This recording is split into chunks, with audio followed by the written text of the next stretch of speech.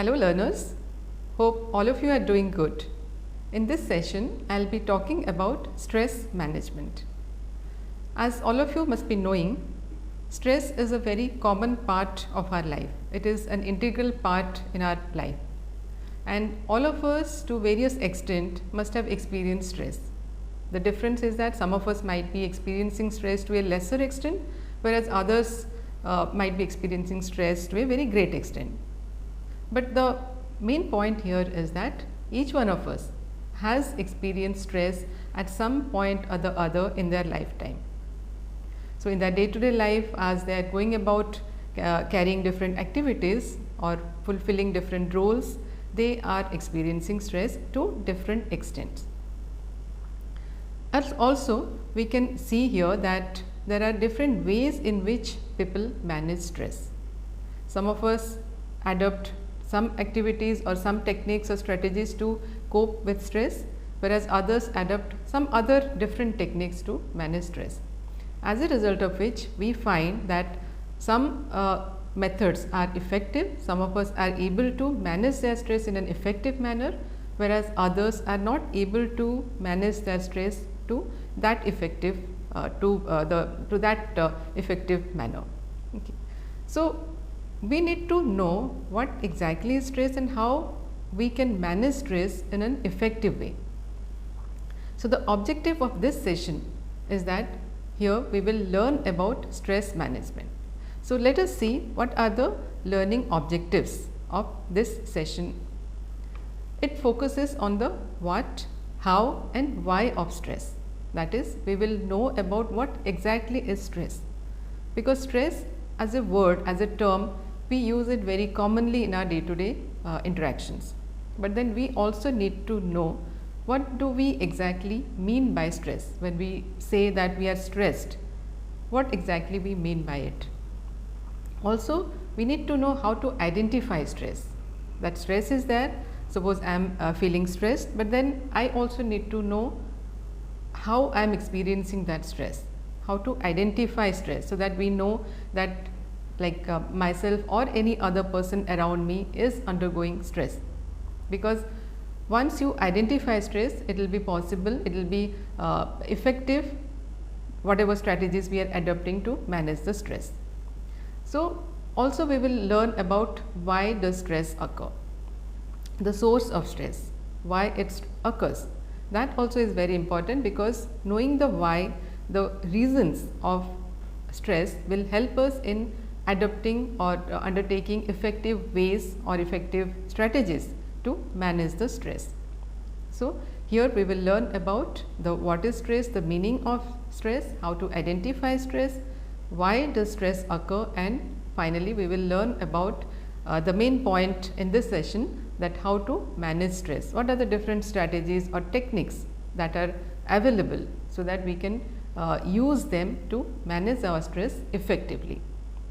Because if you ask people around you or even yourself also, you might be using different strategies to manage your stress, because stress is an integral part of our life. We experience stress in our day-to-day life, in our day-to-day situations. So, and also we use different strategies to manage this stress, but the main point here is that we need to know whether we are using effective strategies to manage our stress, because that makes the difference. If we are not able to manage stress in a better way, or if we are not able to use effective strategies to manage our stress, it might lead to mental health related problems.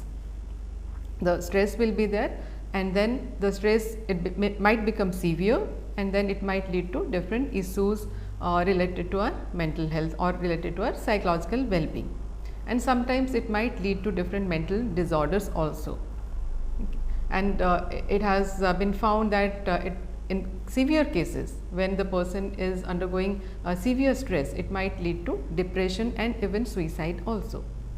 So, that is why we need to know, we need to understand what are the different strategies or techniques that are effective, that can be effective in managing our stress.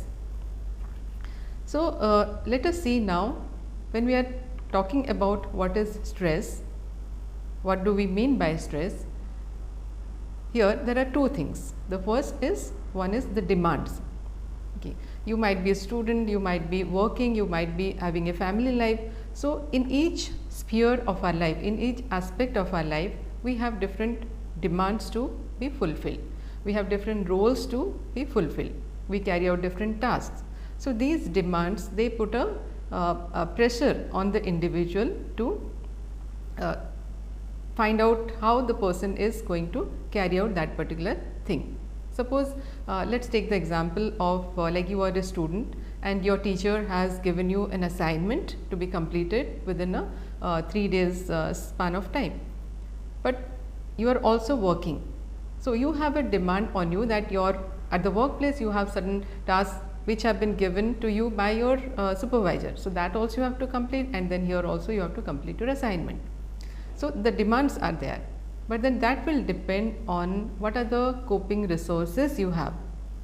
Depending on that, you will be able to carry out those tasks or activities in a smooth manner, or that might lead to generate stress in you. So, suppose if you see you do not have the proper resources, like you have to write that assignment, but you do not have the proper references with you. So, that creates a pressure on you, that leads to stress, because you have to search and at the same time you have to complete your office assignment also. But suppose you had references ready with you, then that will not put that much pressure on you, that will not create that much that will not be very much demanding on you. You will be able to complete both the tasks. So, whenever we are discussing about stress, trying to know what exactly we mean by stress, how this stress comes, we have to focus on these two terms. One is, what are the demands on you, and there what are the coping resources that you are having. And these coping resources can be internal resources that you yourself are having, and also the external resources that is there in the surrounding. Okay. For example, suppose external resources is like in form of family support, in form of support by your friends or colleagues. So, these are external support. So, ultimately when we are talking about stress, we have to see what is the demand, what are the resources, the coping resources you are having, and what is the gap between the two. If the gap is more, then naturally it will lead to stress in you. But if the gap is less, then definitely you are having the resources with you. So, you will not feel very much pressurized, and you will be able to complete those tasks. So, basically when we are talking about stress, it involves two things. One is that stressors, and the other we can say that the stress reactions. Stressors are those sources, we can say, that leads to stress. Okay. So, here the assignment that has been given to you by your professor, or the task that has been given to you in your office by your boss or supervisor. So, these are the stressors. Okay. If you have the resources with you, these will not be considered as stressors, because you will be able to meet the demand that is there. But if you do not have those resources with you, those coping resources, then the assignment that is given to you by your teacher, or the task that has been given you, the project that has been given to you by your supervisor, that will be considered as the stressors. So, that is why stressors also might vary. For one individual, the same task, the same assignment, for one student it might not be a stressor, because that student is having the resources with him or her. But whereas for another student, the same assignment can be a stressor, because the student does not have any resources with him or her and is finding it difficult to complete, because the student might be suffering from illness, okay, or there might be any other reason. So, that is considered as a stressor for that student. And here, so stressors is one part when we are talking about stress. The second part is the reaction that we give, the stress reactions given by the individuals in that particular situation. Again, if we take the same example, in the first instance, where the student has to complete that particular assignment, but the student has the resources, so that student will not react in a stressful manner. Okay. Whereas in another situation where the student is not having proper resources to complete the assignment in such short span of time, there it will be a stress reaction by the concerned student. So, basically when we are talking about stress, we need to focus on these two things: what are the stresses and what are the stress reactions given by the individual. So, if you see here what is stress, you can see here that stress is a reaction. As I said just now, that stress is what is the stress reaction that the individual is giving. Now, here I would like to differentiate between response and reaction. Okay. Responding is different than reacting, because when you respond, there is thinking on your part, that you are considering the particular situation, the context, you are putting your thoughts in that, and then you are aware about your thoughts, you are aware about your emotions in that particular situation, and then you are responding. So, it is a considered way of responding to a particular situation, whereas in stress it is a reaction, because you are not putting your thought, you are not putting your you are not aware about what kind of thoughts are coming to your mind, what kind of emotions are being generated in that particular situation, in that particular context, and you are just blotting out or taking a rash decision, or you are not aware about the particular situation. So, that is why stress is considered as a reaction, and stressors are situations or events that are perceived as demanding or threatening. And as I said, the resources available with the person are not adequate to deal with these stresses. So, there is a gap between the demand and the supply, and which puts pressure on the coping mechanisms of the individual. Okay. And so, because of this discrepancy between the demand and the supply, okay, this leads to stress. And this discrepancy may be real or may be imaginary also in some situations. You might feel that you do not have the resources, but you might have that within you, but it is that you are not aware about those resources, those inner resources that you are having with you. Okay. Sometimes we feel shy of asking help also, but if you ask help from your friends or colleagues, they might be able to provide you that support in dealing with that stress. So, sometimes this gap between the demand and supply, it might be imaginary also. We create assumptions and think that we will not be able to deal with the situation. So, we need to be very much aware about what are the demands, what are the coping resources we have, both internal and external resources, and then accordingly we need to assess what is the gap between demand and supply that we are having. This will develop a better understanding about the stressful experience that we are going through. So, what happens during stress? As you know that we have two systems, sympathetic nervous system and parasympathetic nervous system. Parasympathetic nervous system, it is the rest and digest system that we usually call.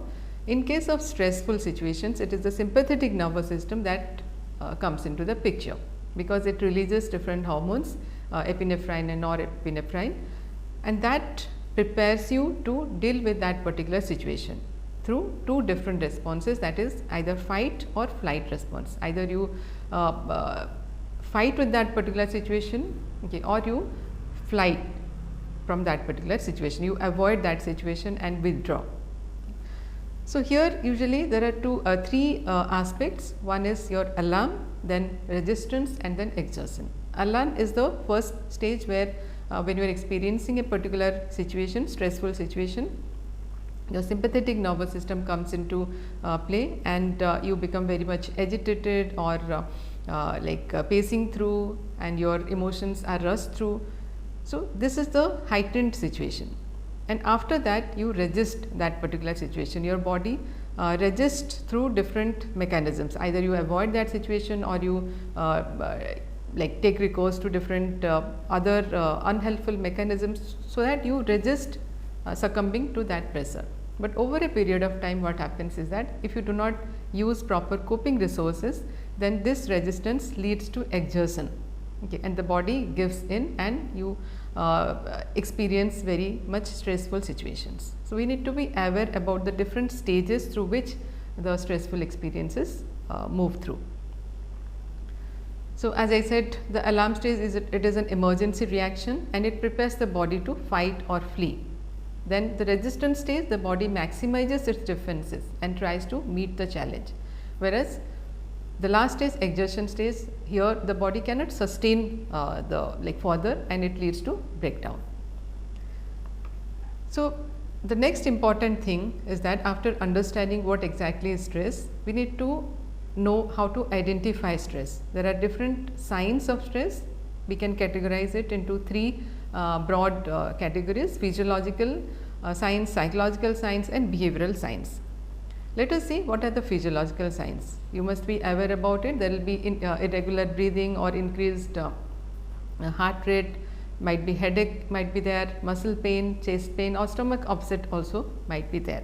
There will be problems with regard to eating, sleeping and different physical signs that are experienced when one is undergoing stress. Now, psychological signs are, you will be feeling irritable or sadness might be there, angry, one might be feeling angry, anxiety, worry, that will be there. Sometimes it leads to depression also. There is lack of interest in the things around. Okay, the usual things that you were taking interest earlier, you might not be interested in those things. Okay, there is also there will be lack of motivation. In behavioral signs, there will be, you might feel lethargic, lack of energy or withdraw, or you might be taking to smoking or alcohol and those things. So these are the different aspects. Our body is impacted, our mind is impacted, our emotions and behavior all are impacted when one is undergoing stress. Now, why does stress occur? There are three reasons actually, or we can say there are three different sources which leads to stress: conflict, frustration and pressure. When you are like the example that I was giving, that your teacher gave you an assignment to be completed in 2 or 3 days time, you are under pressure. You have to complete a project in a short duration of time, you are under pressure to complete that. So you feel pressurized. Unless you have proper resources with you, you will be experiencing stress in that kind of situation. Sometimes frustration also leads to stress, like you expected that you get an A grade in your project, but you got a C grade. So that also leads to frustration, you feel frustrated and then you feel stressful. And then conflict. Conflict also creates stress, and this conflict can be in 4 different ways. Okay. If you see here, one is that approach conflict. Conflict happens when there are goals to achieve. So here approach conflict, when we say there is a desirable goal, the other one is also desirable. So when you have 2 desirable goals, then it is a conflict between, like you want to go for both the goals, but then there is a conflict, you have to decide one only. So this is called approach conflict. Similarly, there is avoidance conflict. You want to avoid this also, you want to avoid that also. You are in a job currently which you do not want to do, you want to avoid that, but then you do not want to go into a particular job which is located outside your city, because you do not want to go beyond your city to another new city. So both are undesirable for you. So this is also a conflict. Avoidance, you want to avoid this also, you want to avoid that also. This also creates stress. Then there is another type where it is approach avoidance conflict, where the same goal, it has desirable aspects, it has undesirable aspects also. Okay, like you want to go for promotion. Okay, so that is desirable for you, but along with promotion, the additional tasks or responsibilities that come, you do not want those. So that is undesirable for you. So this also creates a conflict. You want to go for it, then you want to avoid that also. Okay. So this also leads to stressful situation. And then we have another kind of situation where it is called double approach avoidance conflict, where there are different multiple goals and each goal has desirable component in it and then undesirable component in it also. So when you have to choose between these, you experience conflict whether to go for it or not go for it. So these different kinds of conflict that we face, it leads to stressful experience in the individual unless we use proper coping mechanisms to deal with such kind of stress. Now let us see, the main part of this session is that how to manage stress. So now till now you understood what exactly is stress, how to identify stress, what are the signs of stress and why stress occurs. Now let us see how to manage stress. The first important thing is that you need to understand, you need to recognize the stress signals, those alarm bells we can say, because first thing is that we need to know that we are experiencing stress, and then we can identify what are the sources, whether it is conflict, whether it is pressure or whether it is frustration that is leading to stress. Okay. And then we will be identifying what is the go-to tactics, what are the usual coping mechanisms that we adopt, whether whenever we are going stress we tend to overeat, or we tend to go and see watch a lot of TV or mobile play games in the mobile. What is the usual tactics that we follow, and then we need to learn what are the appropriate strategies or techniques that we can use to manage the stress. The first important thing is that approaches to managing stress. Here we need to know about 3 different approaches, that is action oriented approaches, which focuses on taking action, that you are doing something to face that stress. Then emotion oriented approaches, that is focusing on the emotions or the belief system that you are having that might be leading to stress. And the third is acceptance oriented approaches. You tend to accept the situation. Okay. So, as I said, some examples of action oriented approaches might be that you are taking action, that means you are managing your time. Sometimes we are not able to manage our time properly, that is leading to stress, or you are not able to communicate properly. So, effective communication, being assertive, or you need to engage in exercise or different hobbies. So, these are action oriented approaches that will help you mitigate your stress. Emotion oriented approaches, that will here you need to focus on what kind of thoughts you are having, the automatic thoughts that is playing in your mind. What are the emotions that you are undergoing through? What are the belief systems that you are having? Maybe your belief system that you need to come first in your class. So, that might be creating stress. If you have not scored that well, you have not been able to come first. So, you need to cognitive restructuring, that we say, that you need to restructure, modify your belief system so that you do not experience stress. Then the acceptance oriented approaches, it focuses on what you can and cannot control. So, accepting the situation as it is, focusing on what is under your control, what is not under your control. So, that gives you a control over the situation, over the experience or the situation that you are undergoing through, and that also leads to minimizing your stress. You can also make use of meditation, relaxation exercises. You need to follow your proper diet, sleep pattern, and reach out to different individuals, the support system that you are having. That will also help you in managing your stress in a better way. Now, there is another technique also, it is called active and inactive coping, where in active coping you need to focus on the source of stress, and you are doing something to change that source of stress if it is within your control again. If it is beyond your control, you have to go for the acceptance oriented approaches. So, active approaches, active way of coping, it focuses on problem solving, finding out the source of stress and taking certain steps to control that source of stress. Also, it involves talking about the source of stress, seeking social support and modifying your belief system. Inactive coping, it involves avoiding that source of stress. If you feel that if you are interacting with this particular person that leads to stressful situation for you, you can minimize interaction with that person. And also inactive way of coping, it might be taking to different sleeping pills or drugs or alcohol, but this is also not effective. So, when we are talking about active and inactive way of coping, we need to see what are the different methods that are effective and what are not effective ways of managing stress. Also, another important thing here is that we need to differentiate between urgent and important. Okay. There are different things which demand urgent action or attention of us, but sometimes that leads to stress. So, you need to know if it is important for you to do. Like important, when we important things are that you have to spend time with your family, your friends, your relationship building, okay, planning different things. So, you need to focus on what is important in your life, prioritize those things okay, and also need to know if these are the important things are being neglected in the need of fulfilling the urgent ones. So, you need to know this. If you focus on this matrix, urgent versus important, you can find out what are urgent as well as important, those you have to do it immediately, and which are not urgent, those you have to